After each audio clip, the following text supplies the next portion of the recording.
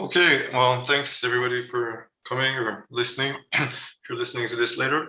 So this continues our series from the last two lectures. In the last two lectures, we sketched the proof of this upper bound for the partition function of the O'Connell-Yor polymer, or the semi-discrete polymer in a directed polymer in random environment. And the ingredients that went into the proof, remember, were the existence of an invariant measure. And what did that mean? That meant that if we looked at the increments in the partition functions, between partition functions of different sizes, these were stationary in time, and they had a product invariant measure, an explicit product invariant measure. It was important also that it was explicit for some of their computations, or at least that we knew how it behaved when we changed the parameter data.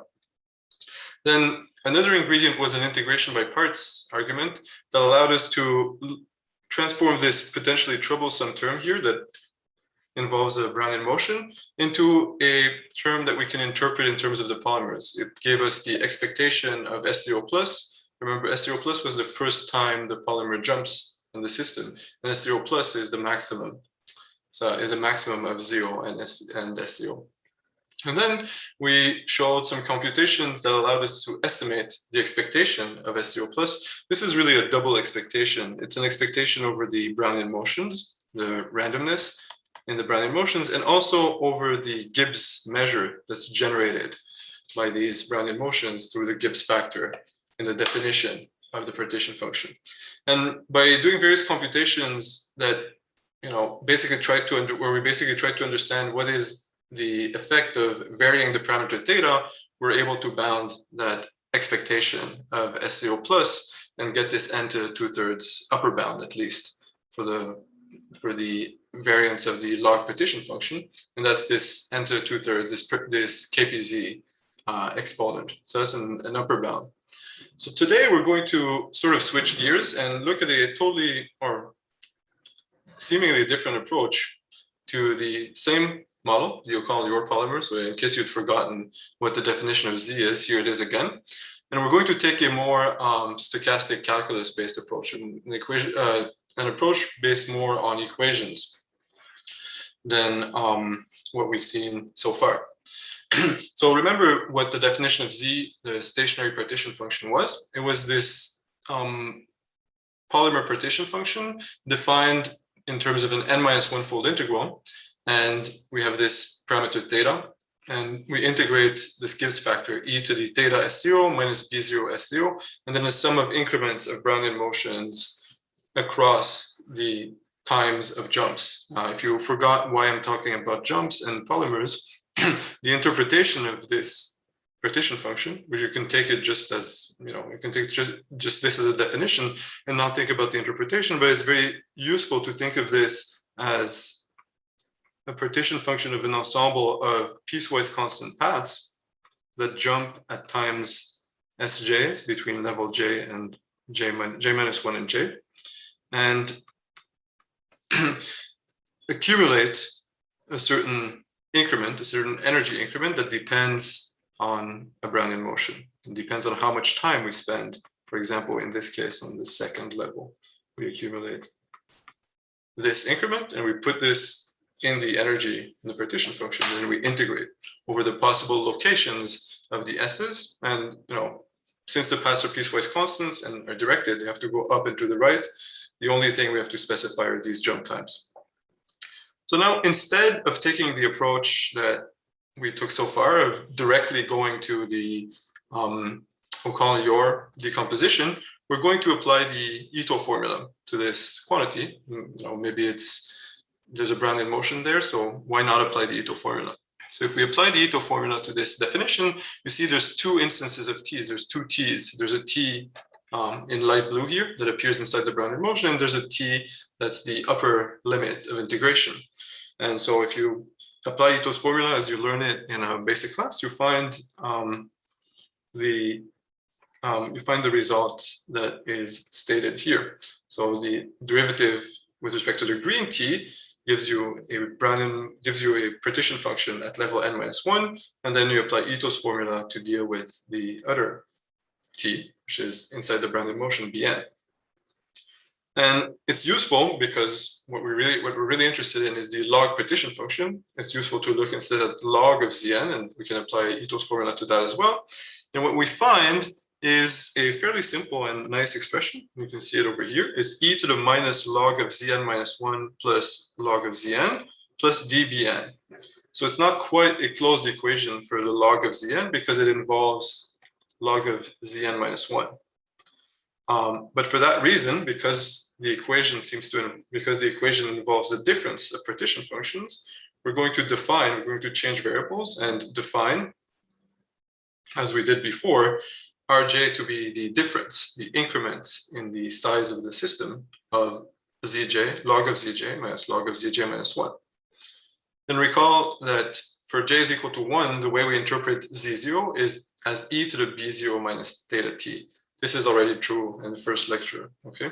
But if you do this, then you find actually a closed system of SDEs here. There are n SDEs, stochastic differential equations, for these Rjs. Okay, so we have dR1 is e to the minus R1 minus theta dt plus dB0 plus dB1, and drj for j bigger than or equal to 2 is e to the minus Rj minus e to the minus Rj minus 1 dt plus dBj minus dBj minus 1. So if you had never read this O'Connell-Yor paper, this paper Brownian analogs of Burke's theorem, you might actually have taken Ito's formula, I've tried to approach this problem by taking Ito's formula, and then after playing around with things for a while, you might have found, I think it's believable that you'd come up with these SDEs, and then you would see that these Rjs really are something natural. These Rjs that I just told you, okay, write log of Zn as this telescoping sum. But here we see, if you take this SDE approach, we see it's really natural. If we want to have a closed system, to move to these variables Rj, log of Zj minus log of Zj minus 1. So this system, this is nothing new. I'm not telling you anything that that I discovered. This system actually has appeared in many variants in several places in the recent literature and also not so recent. For example, there's a book by Ferrari, Spohn, and Weiss where they look at this system in a zero temperature setting, so more where these Brownian motions become reflected Brownian motions. There's also a paper by O'Connell that's called Directed Polymers in the Quantum Total Lattice, where he looks at a whole triangular system that includes the system of SDEs in his study of the O'Connell-Yor polymer. Then there's some variants of this system that were studied by Deal, Gubinelli, Jara, Moreno, Flores, where they take limits and get the KPZ equation to appear. So we're not going to discuss this limit. What is new in the work that we did with Nowak and Benjamin Landon is that we're going to apply the coupling method to this system, or a slight generalization of this system, and give a dynamical proof of the results that we saw in the past 2 lectures. Okay. Any questions about things, what we see so far? Okay. So I said we'll look at a slight generalization of this result. Instead of the equations that you see at the top here, it's not difficult, or it might make sense, especially if you've looked at some of this previous literature. Also, there's even older literature involving people like Yao and Spohn, where they looked at more symmetric versions of this system. It's very natural to consider a generalization where we think of these terms here, these e to the minus Rj terms, as potential terms. So we define v of x is equal to e to the minus x, and we rewrite the system in terms of this v. So this v being e to the minus x. But then once we do this, we can forget that v had to be e to the minus x to get back the O'Connell-Yor polymer, but we can consider more general v and see what happens. So if I just rewrite the system that I stated above, I get this system here where now v could be fairly general. Okay, so first, especially if we're looking at v's that look like e to the minus x, so that are exponential for very large or very small x, we have to be careful about well-posedness of this system. But let's put this question aside for now. In the your case, there's no question that it's well posed because we know what the solution is, right? The solution is given by these partition functions. But for general V, there is some work to be done here, and it's not always the case. You can come up with some crazy V's for which it's not so obvious or perhaps false that there are solutions. Okay, but let's assume for now that we can manipulate the system and it has solutions. And we can then use the tools, the usual tools for the study of diffusions. For example, we might consider the generator of this system, so the Markov generator of this system of SDEs. I wrote it down here. It's pretty, I mean, it's pretty long to write down, but it's actually not that complicated. There's a part that we could think of as being a Laplacian part, but it's not quite a Laplacian because you see here Rj and Rj minus 1 are coupled. And there is a potential part over here in the second line. And once we have this generator, we can think about the result of O'Connell-Yor, or at least the consequence of the result of O'Connell-Yor, namely stationarity, that we used crucially in the last two lectures, in terms of this generator. Right? When you have the generator of a Markovian diffusion, you can check that a given expression is an invariant measure by applying the formal adjoint of the generator to that to the potential density. Okay, so what happens in this case is that even if we're not in the O'Connell-Yor case exactly, even if we allow this generalization where we take a different potential, we allow V to be any potential so far for which things make sense. So at least we want the equation to have solutions, and we also want this W here. So you can think of it as being W dx, or sorry, W dr. W dr, we want this to be a density, so it should be integrable. So that puts some restrictions on how V behaves at infinity, but let's assume that V is nice. Then if we look at this product type measure with this partition function z theta, or this total mass z theta, which in the O'Connell-Yor case will just give us the gamma function, we can do a direct computation that I'm not going to do here, but if you want, you can remember this, take a screenshot, or look at the video and try to do the computation yourself, or you can look at our paper. This was well known, by the way. It's not something that it's not some big discovery. If you apply the formal adjoint of the generator to this omega, you find 0, and then by general theory, you get that this is an invariant measure for the system. So in particular, the result that we used several times in the past two lectures, the fact that log of zj minus log of zj minus 1 was stationary in T if we started with this special initial condition, this log gamma type initial condition, that follows, it's not the full O'Connell-Yor result, but that part, this stationarity part, follows just by this computation involving generators. So here's the statement. What does that mean? I've been talking about invariant measures. What does that mean if you've never seen this? What does it mean? It means that if I start with initial data distributed according to omega, that's what I denote this by putting a little omega here in the top right, and decorating my expectation with a little omega. If I take the RJs to have this distribution, this product form distribution, so RJs are IID according to that distribution, then the expectation of any nice function of the RJs is going to be the same as the expectation of the same nice function of the RJs at any other time. Okay.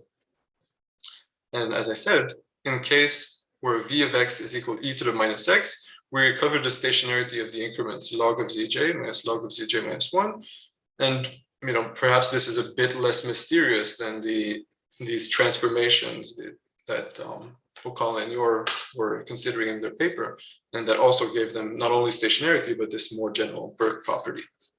Okay, so there's a dynamical or Markovian way to recover this stationarity, which is all we need, at least for this upper bound that I'm going to present today. Any questions about this? All right, so, okay, so what did we do so far? We started with log of zj, we applied the Ito formula, and we showed that we can recover the stationarity by Markovian methods, but we had also introduced this general V. Now, how do we relate log of Zn to the quantity, to some quantity that makes sense for general V? So in the previous lectures, the starting point was this telescoping decomposition of log of Zn, right? Log of Zn could be written essentially as a sum of two IID sums, the sum of RJs, which was IID by O'Connell-Yor, and the Brownian motion, which is a sum of IID, right? It's a sum of, if t is an integer, then you can write B0 of t as the sum of t independent Brownian motion increments. Okay, so for general V, because of inspired by this decomposition, we can consider something similar. So for general V, we don't have, we only have the RJs. We start with the equation, so it doesn't come from a polymer, but we can still consider the sum of the RJs minus the Brownian motions that we used, the minus Brownian motion B0 that we used to define the RJs in the first equation, and then add theta t, and we can call this a height function. I'm not going to tell you why this is, but there's some reason for that. We call this a height function, and that, if V is equal to e to the minus x, that quantity will have the distribution of log of Z and t theta, provided we start with initial data that is distributed according to this measure, this invariant measure. But in general, we can consider this quantity, and we can ask, does this also have these anomalous or remarkable fluctuations of KPZ type? And for this, I don't have a proof of this in general, but it's expected, based on some, reading some papers and some partial results, that for most V, not all V, but for most V that are reasonable, so that you can make sense of the equations, and we can make sense of the invariant measure, this W and T theta should behave asymptotically very similarly to log of Z and T theta. So the log of Z and T theta is what came from the polymers. W and T theta just comes from the equation by now changing possibly the potential in the polymers. But then if you read, for example, the introduction to the book by Ferrari, Spohn, and Weiss, it's called Reflected Brownian Motions in the KPZ Universality class. If you read some papers by Sasamoto and Spohn, if you look at some papers by Deal, Gubinelli, and I think Weiss, where they show convergence of very similar systems to the KPZ equations, we expect this to be the KPZ universality class for reasonable V. So it's very tempting to apply the coupling method to this problem, right? Can we get, perhaps not KPZ fluctuations showing that asymptotically you have the KPZ distribution? That would be very nice, but I don't know how to do this for general V. But we can at least try to get the exponents. So today we're going to talk about how to get the upper bound, show that the variance is bounded by n to the 2/3 for at least some V. For some V, actually the variance is not n to the 2/3, as I'll explain to you in a moment, when V is Gaussian. So when V is a quadratic corresponding to Gaussian behavior, then the variance is much smaller. The variance will be a square root of n. Okay, but the first step that we took for log of Zn, so the first step we took for polymers, we can reproduce in this case. It was just arithmetic. We can write W and T theta. By definition, it's a sum. Let me just go back here in case you've forgotten. By definition, W and T theta is a sum of these IIDs by stationarity and a Brownian motion. And we can do the same arithmetic we did for log of Z and T theta and find this representation of the variance. So it's a difference of two terms that are well understood because the RJs are IID by stationarity. They're IID for at time 0, so they remain IID. And so computing the variance of that sum is no problem. T is just T. It comes from the variance of the Brownian motion. And so the interesting term is this one, right? That was the term that, in the case of O'Connell-Yor, gave us the expectation of SDO plus. Okay, but now there is no SCO plus, or at least not obviously in this setting, because we did not start from a polymer. We started from the equations. So the whole question is, how do we analyze expectation of W and T theta B0T? Okay, everything okay so far? Okay, so we want to show potentially that this term is bounded by n to the 2/3 in case, at least for some choice of parameters n, t, and theta. Okay, the choice of parameters that we'll end up settling on is going to be exactly the same as for the polymer case, because this variance is going to be of order n times a certain explicit function, which depends, that I'm going to denote psi1 theta of v, which depends on the v that we chose. When v is e to the minus x, we get the psi1 theta that appeared several times in the past 2 lectures. So now, again, we take the polymer as a guide. We no longer have the polymer. So for example, it's not completely clear, although it can actually, there is actually a way to sort of make sense of this variable S0. I'm not going to discuss it today, but it's not obvious what expectation of S0 plus means, right? The way that we got this expectation of S0 plus really depended on this polymer interpretation. Let me remind you how we did that. We said this log of z B0t using Gaussian integration by parts, we saw it's the same as doing a perturbation in the S0 variable, but only for positive S0. That's how we got the S0 plus.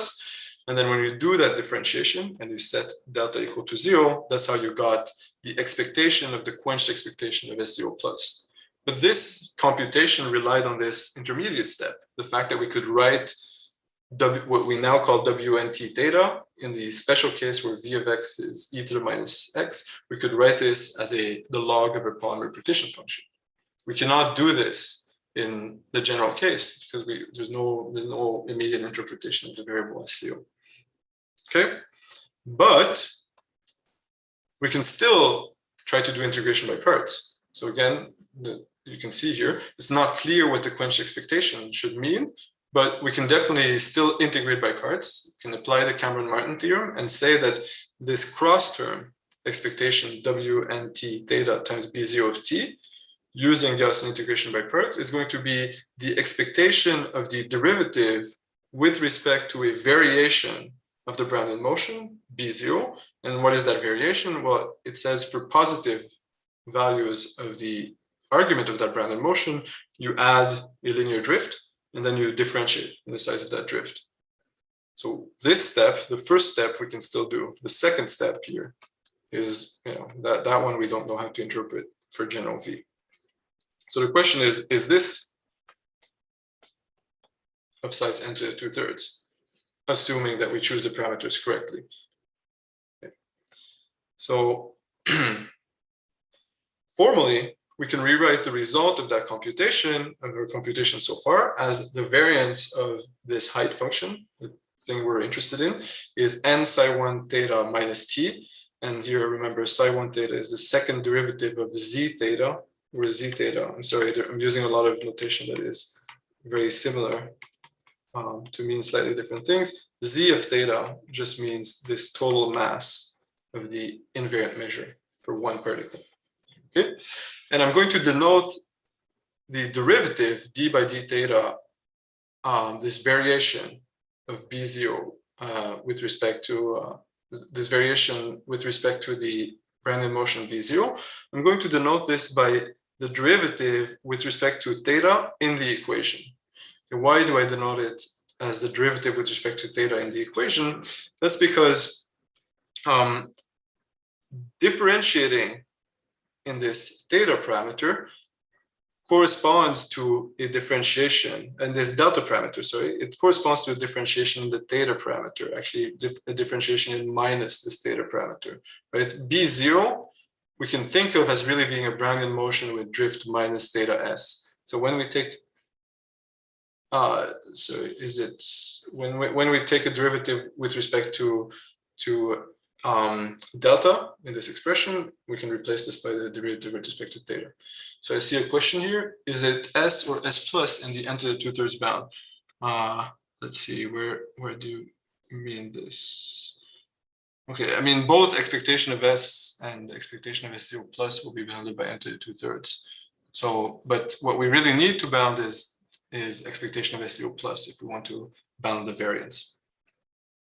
Okay, so once again, whenever I write d theta equation, it means differentiation of the height function with respect to the parameter theta, but only for positive time.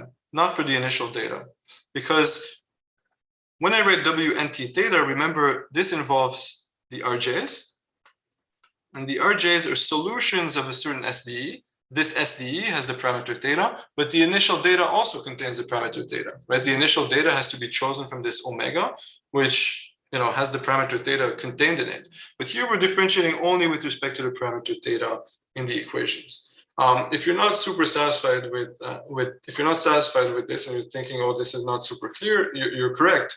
But I'm going to sweep this under the rug for a moment, because we'll have to come back and talk about what we mean when we say differentiating with respect to theta in the equations versus in the initial data. Especially the initial data, it's not so clear what we mean by this. Okay, so basically all we've succeeded in doing so far is we've given a different name to this, to what was previously expectation of S0 plus. We now know that this we should think of as the derivative of WNT theta with respect to the parameter in the equation. Okay. In the case where v of x was e to the minus x, there was no problem. We knew how to compute this. We knew how to compute this because we have an explicit formula for the solution. We have an explicit formula for WNT theta, and in particular, the dependence on the initial Brownian motion is explicit.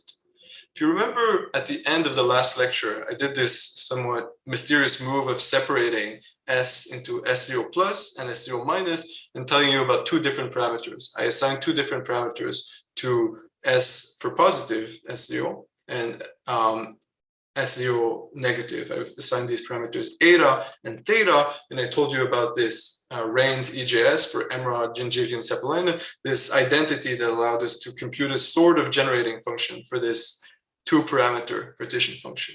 Well, now this two-parameter partition function is returning to the spotlight, because now that we've distinguished between the parameter in the equation, so the parameter that appears in the first equation for R1 and the parameter in the initial data, I claim, and it's not so difficult to see why, to see that this is true, that in the polymer case, the difference between the initial data and the parameter in the equation is exactly the difference between eta and theta in this expression.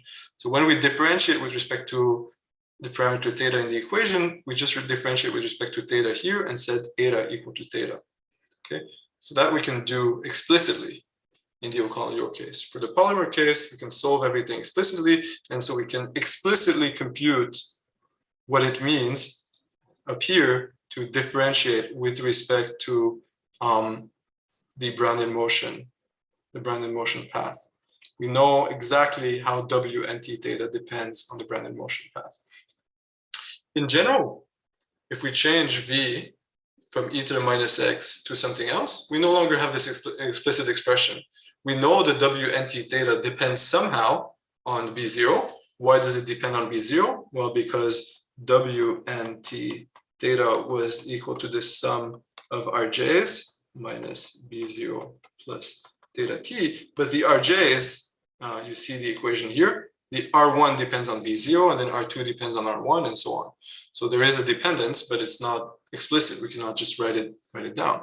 But we can differentiate the equations, right? We can still figure out, we may not be able to figure out exactly what the dependence is or explicitly, but we know that WNT theta is obtained from differentiating with respect to the parameter in the equations. And we can take the equations, differentiate them formally.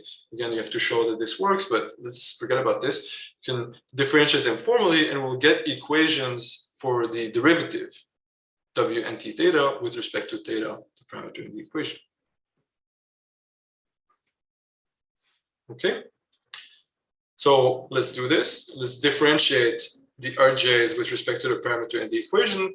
And as you know, if you've done this stuff before, you know very well what's going to happen. You're going to get linear equations for the derivatives, but these linear equations, it sounds good, it's linear, but they depend on the unknown solutions, right? They have coefficients that depend on the RJs. So it's not like you got something for free or anything, but we get these equations, and the initial data is equal to 0 because we're fixing the initial data. We're only differentiating with respect to the parameter theta in the equations. Okay? So we're separating the parameters in the initial data in the equations. even though the parameter in the initial data will be set to theta at the end, we only vary the parameter in the equations. We get these linear equations. And now we start to get somewhere. The equations are linear, and they depend on the solutions, but we can still solve them. We can solve the equations explicitly. And so here are the solutions. As you say, the solution depends on the RJs. So it's not like we can do an exact computation, but we can get some properties. For example, if we assume that V double prime is non-negative, so that we're working with convex potentials, which is a very common assumption in this business, but it's also certainly satisfied by V of x is equal e to the minus x. Then these equations propagate positivity. So if we assume that V double prime is non-negative, then the VJs will have a sign. Okay, and this will be very important for some things that I'll say later. This is the only explicit computation involving propagation of signs that I'll do. I'll show it in full detail, but you can see what the flavor is. We are not able to solve things explicitly, but we can still propagate some signs by differentiating the equations and seeing what happens when we differentiate with respect to various parameters. Okay. Any questions about what I just talked about? Okay, so I kept repeating that you cannot compute anything explicitly, and that's true, but there is, other than e to the minus x, there is one more sort of trivial, but still, no case that should be noted, where we can actually solve everything. Let me leave these equations up for a second, where we can actually solve everything. If we take V to be a quadratic potential, it will turn out that in this case, the whole process, everything will be Gaussian. Then V double prime, which appears here you see in little v and little v1 and little vj, have in the exponentials, we see V double prime appearing. But if we take V to be quadratic, then V double prime is a constant, and then we can compute everything explicitly. And then it turns out that everything, this expectation, even before the expectation, this derivative is a constant, and it is actually equal to this sort of incomplete gamma function, sort of, right? Normalized by n-1 factorial. And then just by, again, by explicit computation, we see that in this case, even if we take t equal to n, so even if we go exactly in what was the characteristic direction before, not allowing any opening up of this cone, we find that the variance is n to the 1/2. Okay, so the variance is n to the 1/2. That means the fluctuations are n to the 1/4. So that's not n to the 2/3.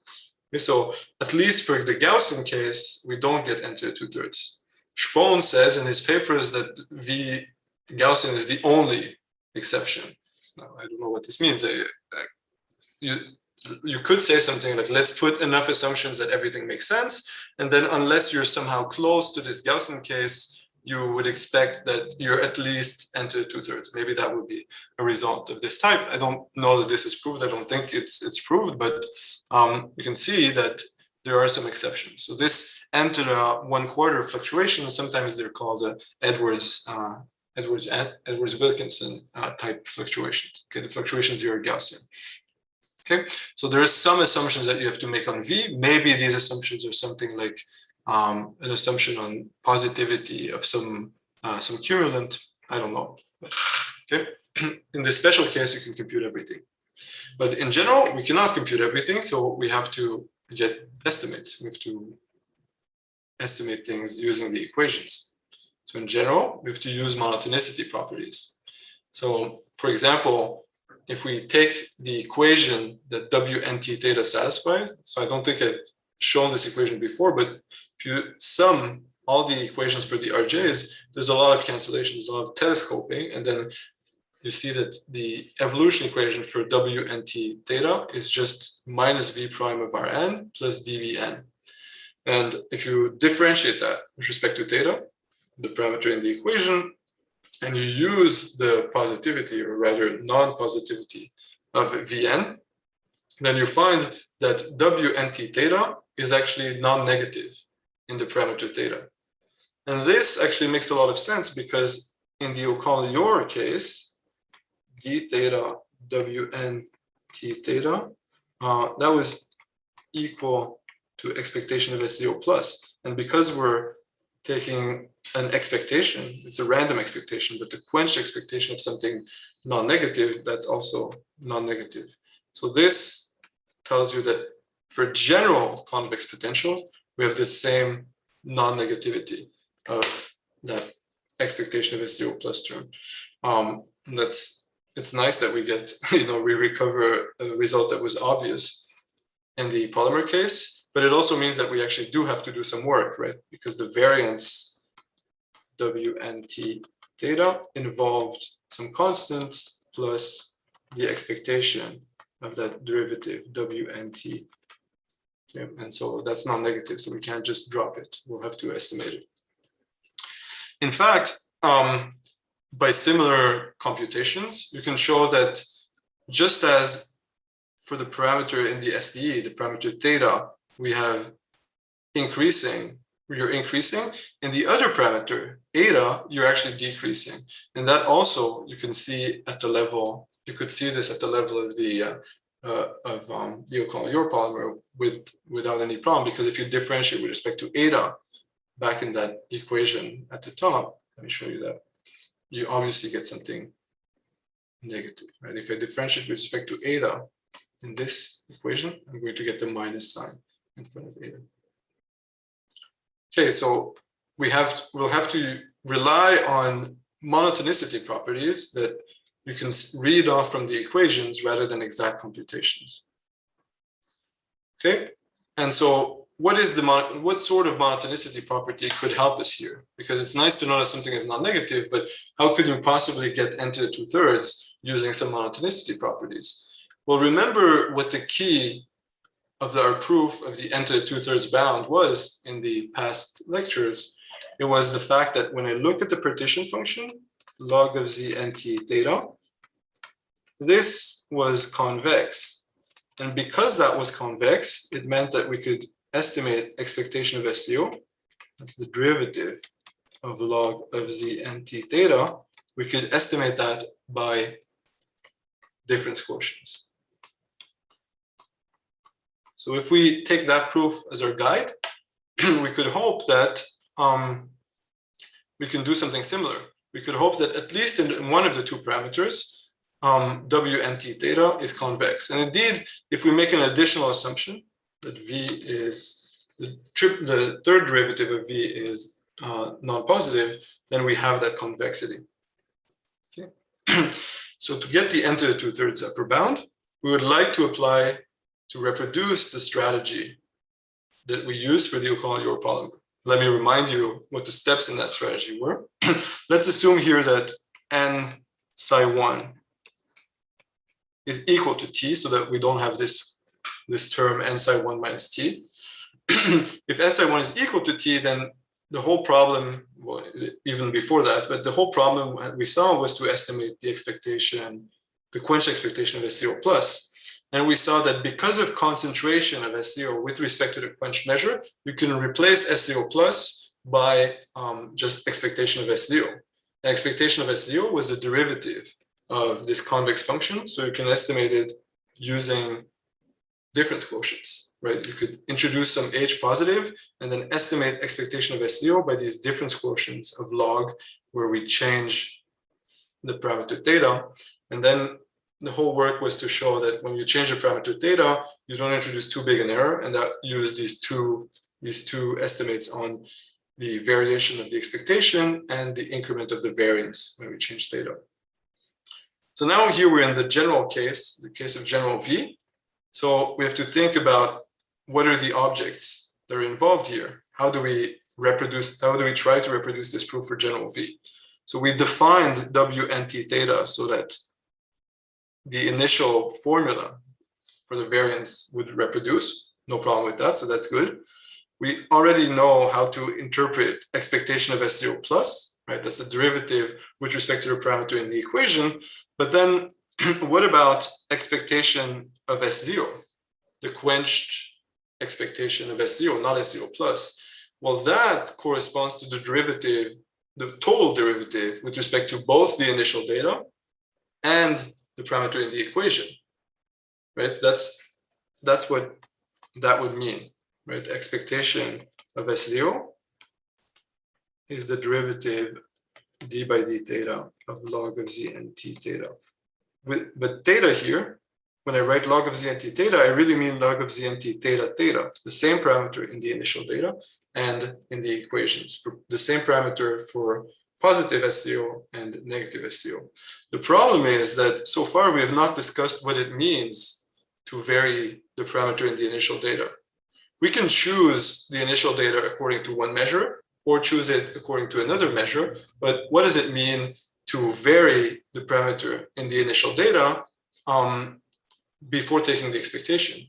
For that, we need a coupling. We need to define a certain coupling, and we want to choose that coupling in such a way that we have convexity, right? So we can reproduce this red step here, so that we know that when we change the theta here, meaning we change theta both in the initial data and in the equations, we have convexity.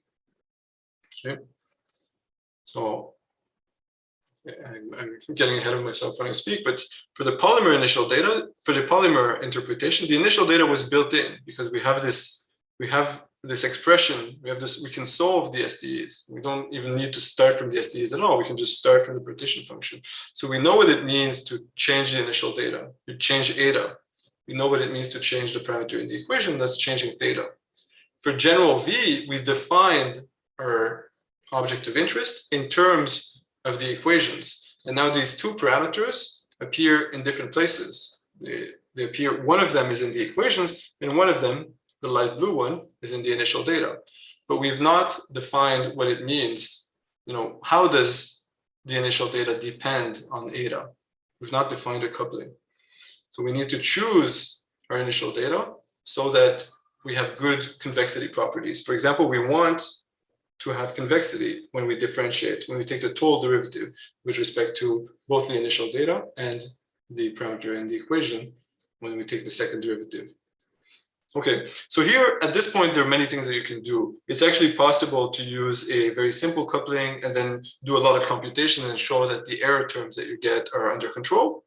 Instead, in our paper with, I guess I should mention here, instead in our paper with Nowak and Landon, we did something slightly different. We tried to really reproduce as closely as possible this plan of using convexity, the plan that worked for Colin-Yor. So we need to choose the initial data. We need to choose this fj of eta in such a way that when we differentiate with respect to theta and eta and set theta equal to eta, we have good convexity properties. And the idea that we came up with is also fairly natural from the point of view of particle systems or SDs. We're going to use the equations to create the initial data that we want, because we can easily figure out what happens to the solution of the equations when we change the parameter in the equations, right? We know how that works. On the other hand, we know, or we suspect, that when you run the equations for long enough, if you have ergodicity, which in this case we have, because the it's a finite dimensional system and the invariant measure has full support. When we run the system for a long time, we're going to go to equilibrium. So what we can do is we can take the equations, put in the parameter eta, run them to infinity, and then whatever properties we're able to prove for finite t, whatever convexity properties we're able to prove for finite t, we can hope that they pass to the limit. So what I mean by this is, to build my initial data, I sort of run for a long time the equations before I start running with parameter eta, before I start running them with parameter theta.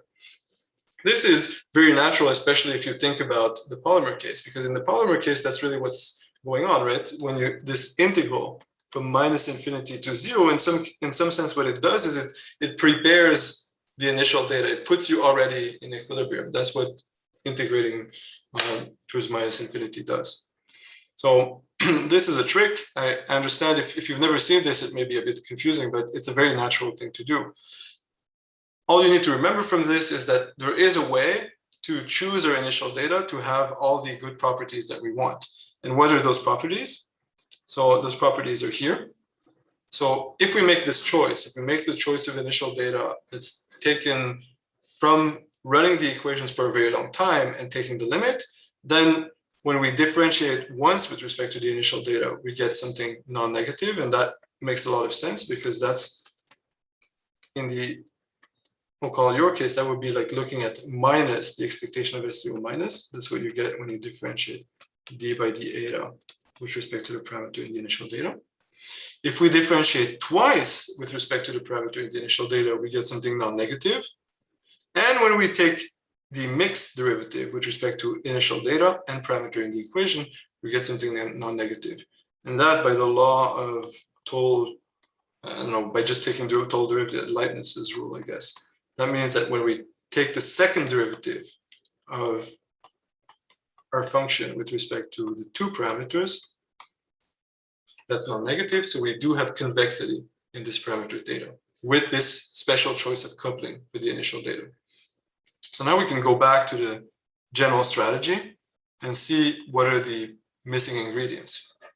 The general strategy starts by the, let me call it the Cepelin and Valco formula, this formula where you have S0 plus in the O'Connell-York case. But for us, it's the derivative with respect to the parameter in the initial data. Now, the next step, this is the red step here, this we have not yet proved, but the step that we would like to do if we want to reproduce the O'Connell-York case, remember we want to replace expectation of S0 plus by just expectation of S0, just the derivative, the total derivative with respect to both parameters of WNT theta. If we can do that, then by our choice of specially prepared initial data, by our choice of coupling, things are convex, so we can estimate by difference quotients. And once you can estimate by difference quotients, all you need to do is go back from difference quotients to the variance. And that requires two estimates, right? It requires this estimate for the shift in the expectation. And this one is exactly the same as in O'Connell-York. And the reason it's exactly the same is because that just used linearity of expectation and the explicit computation, the explicit stationary computation. And then the second step, the increment in the variance, that uses some monotonicity properties. So we need to talk about the coupling. Okay, so let's look at that. How did that work? How do we control the increment of the variance? This is one way to do it. As I said, it's possible to look at a different coupling and still be okay. But let's let's look at, let's assume we have a nice coupling with all the properties we want. Then the variance of WNT, the variance of WNT at parameter theta plus h is equal to, here it should be theta plus h, n psi 1 theta plus h minus t, plus twice the expectation of this derivative. And now, if you remember what was crucial in our proof, we did this at the beginning of the second lecture. What was crucial in our proof of this variance estimate was to show that basically this final quantity here had the correct sign. So when we compared things, it didn't matter, we could just drop it. And the reason it had the correct signs is that, for example, the expectation of S0 plus only increases if I increase the parameter theta. And what does this correspond to? It means that you should be increasing when you change the parameter, when you change the parameter theta. This derivative, d theta equation, should be increasing when we change the parameter in the equations. And thanks to our good coupling, we can make sure that the signs are exactly as in the proof of the O'Connell-York case. So we can reproduce the proof that we saw at the beginning of lecture 2 by choosing the coupling to have the correct, what's it called, to have the correct properties. So this should be, here it says decreasing, here this should be increasing.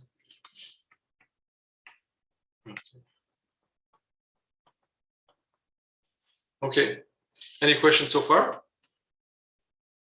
Okay, so the two final steps to finish the proof, once we get to this point, those steps are good. We could do them the same way as we did for O'Connell-York and get this equation here that, let me show it in the middle, this equation that related the variance to the variance itself, but with a different power, a smaller power, plus n to the 2/3, and that forces, if you're in the characteristic direction, it forces the variance to be at most n to the 2/3. So the most mysterious part of the proof, and it was also the most mysterious in the case of the O'Connell-Yor, is this step where, here the red step, the inequality in red, where we replace expectation of S0 plus, or the derivative of WNT theta with respect to the parameter in the equation, by the total derivative with respect to both parameters of WNT theta. It was a bit mysterious, remember, because it relied on this somewhat not totally obvious fact that once you fix the Brownian motions, even though expectation of S0 plus, if you look at expectation of S0 plus, that could vary on a scale n to the 2/3. If you actually fix the Brownian motions, you were, with respect to the quench measure, you were much more tightly, let's say, much more tightly concentrated around expectation of S0. Okay, so in symbols, if I looked at the quenched variance of S0, so the variance where we don't integrate over the Brownian motions yet, we take the variance, that was of order n to the, that was of order n, so corresponding to a concentration of size n to 1/2. And that was the key fact actually that allowed us to do this replacement, if you think about it. Okay, so what does that look like at the level of the equations? So what remains to show is that we can do that replacement with a small enough error. So here on top you have the equation statement. Oh, I'm running out of time. But on top you have the equation statement. And just to remind you, the O'Connell-Yor statement on the second line. Of course, everything that we did that we're doing here for the equations also works for O'Connell-Yor. So you can replace all the proofs in the first and second lecture by these proofs if you like them better. But of course, one is inspired by the other. So perhaps clearer to see one before seeing the second. Okay, so the key estimate that allowed us to do this replacement, if you go back to lecture 2, was that S0 plus and S0 minus are not simultaneously very large. Even though when I take the expectation, this shouldn't move. When I take the expectation of S0 plus or the expectation of S0 minus separately, so when I allow the Brownian motions to vary, both of these are of order n to the 2/3. But if I multiply their quenched expectations before taking the average with respect to the Brownian motions, it's actually quite small. And that's just because one of the two is really the main contribution. Either S0 is non-negative, and then you're very concentrated around that, or S0 is very positive, and then you're concentrated around that. Okay, and so the key estimate that expresses this was this. And what this means in terms of the equations is this very strange statement here. We want minus the derivative with respect to theta, the parameter in the equations, times the derivative with respect to eta, the parameter in the initial data, to be bounded by a constant times the second total derivative. That's a bit weird. So what we do to show this with Nowak and Landon is we show this estimate.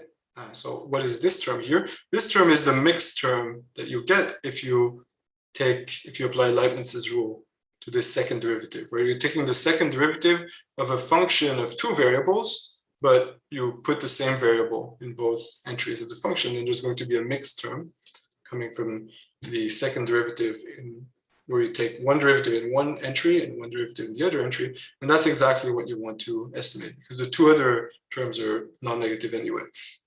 And so what we can show is we can show this estimate, but under this very strange condition here. And this condition is really not satisfactory. In our previous paper, this condition is not very satisfactory. So that's what we're doing now. It's not very satisfactory because it means, for example, that V has to its derivatives have to sort of grow at infinity in a strange way. By the way, I should mention that there is a similar, I don't know how they're related or if they're related at all, but there is a similar condition of growth in some work of Sepalainen, Komjati, and Balash. I'm sorry, I don't know the names, I don't know the pronunciation of the names, where they look at zero range processes. Okay, so this is the final inequality. And then maybe let's skip the idea of proof, because at this point I don't think it's going to help anyone understand. If you want, I'm happy to explain it. But the idea is basically, it's of the same type as what we did a bit earlier, using the equations. By differentiating the equations for the RJs and manipulating them, we can propagate some positivity. So we can show that even though we can't really compute the quantities, we can propagate a sign that is obvious for t equal to 0. Okay, I see a final question. What is Fj? I'm sorry, I missed it earlier. Fj I didn't define. Fj is just, we need to define some coupling, right? If we want to vary eta before taking the expectation, we need to define some random variable that is also a function of eta, and the distribution of that random variable has to reproduce. So the distribution of the vector Fj eta, where j is 1 up to n, that has to be this invariant measure with parameter eta. That's what I mean. Fj eta is just some random function where that has the same distribution as such that the vector Fj, where I vary j from between 1 and n, has the distribution of the invariant measure with parameter eta. Does that answer your question?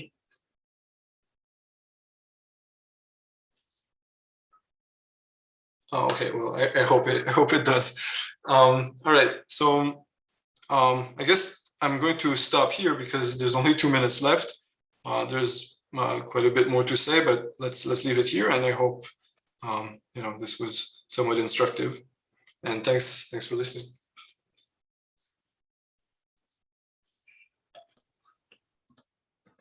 So thank you, Phil. Let me ask people to unmute, and thank you for this nice course. No, thanks for coming.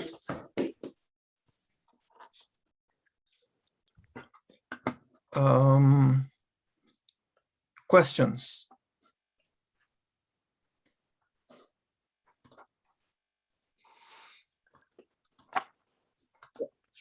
So Phil, can you remind me the equilibrium distribution you not defined? I mean, from the diffusion you wrote down before. Yeah. So the invariant measure. Yeah, the invariant measure, it has this form.